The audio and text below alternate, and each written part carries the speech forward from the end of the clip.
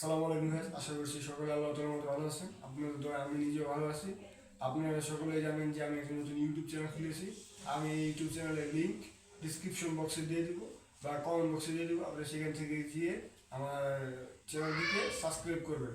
আর আপনারা যদি আমার ভিডিও পছন্দ করে থাকেন আমাকে লাইক এবং কমেন্ট করবেন।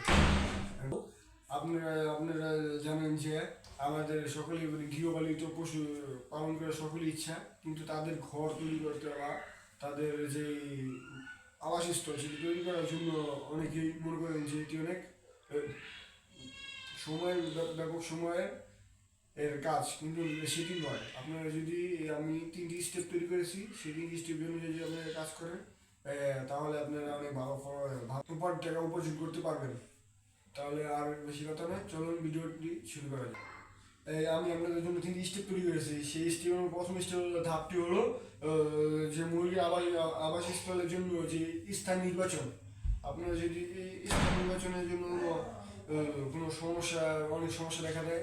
আমাদের দেশে অনেক জায়গায় অনেক বিভিন্ন প্রাণী রয়েছে, কুকুর, বিড়াল বা আরও বন্য কুকুর অনেকেই আপনাদেরকে যে গৃহপালিত পশুর উপর হামলা করে বা গৃহপালিত পশুকে তার শিকার বানায়।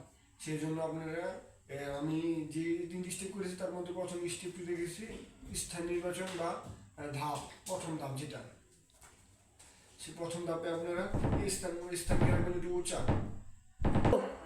স্থান নির্বাচনের ক্ষেত্রে আপনারা একটু উঁচা স্থান নির্বাচন করবেন। দ্বিতীয়ত, স্থান নির্বাচনের জন্য আপনারা যেখানে বন্যার পানি যেখানে যায় না সেই স্থানগুলো নির্বাচন করতে পারেন। আপনারা স্থান নির্বাচনের পরে ধাপে রয়েছে ডিজাইন। সাধারণত 2টি ডিজাইনে ঘর তৈরি করা হয় পশুপালনের। একটা হলো গ্যাবল আর একটু হলো শেড।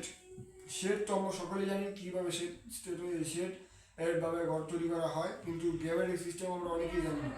এটি সাধারণত আমরা যে ঘরে ঘুমাই, যে আমরা যে নিজেদের বসবাসের জন্য যে টিন দিয়ে যে সুন্দর ঘর তৈরি করি সেই ঘরের মতনই, কিন্তু সেগুলোর চারপাশে জাল দিয়ে আটকানো থাকে যাতে ভিতরে দুর্গন্ধ ছড়াতে না পারে। আর হলো শেড সিস্টেম, আমরা সবাই জানি যে কীরকমের শেড সিস্টেম করা হয়।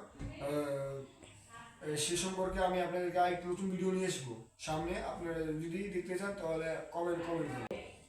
আর সাধারণত যে 2টি ঘরের কথা বললাম, সেই 2টি ঘরের মধ্যেই টিন দিয়ে তৈরি করা যেতে পারে। আপনারা যদি চান তাহলে ছাদ দিয়েও তৈরি করতে পারেন। ছাদ দিয়ে তৈরি যারা ব্যবসার জন্য বা বড় খাদের জন্য ঘর তৈরি করবেন, তারা ছাদ দিয়ে তৈরি করলেই ভালো হয়।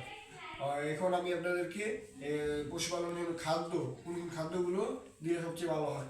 আপনারা যদি কবুতর বা মুরগি পালন করতে চান, কবুতরের জন্য রয়েছে মিক্সার খাদ্য রয়েছে। মিক্সার খাদ্য বাজার থেকে কিনতে পারবেন।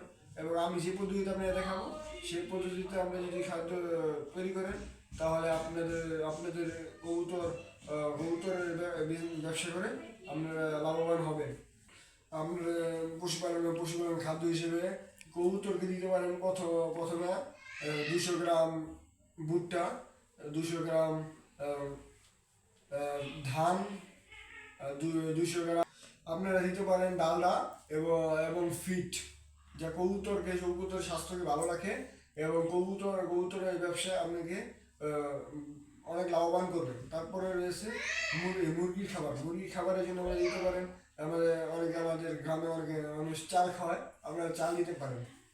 আবার যদি আপনি চাল দিয়ে দিতে না পারেন তাহলে মুরগির জন্য এক্সট্রা খাবার আছে, সেই খাবার বাজার থেকে আপনি নিয়ে এসে দিতে পারেন। আর আমি আমার পদ্ধতিতে যদি আপনারা খাবারটি তৈরি করেন তাহলে আপনাদেরকে প্রথমে 500 গ্রাম ফিট ব্লেন্ড করতে হবে।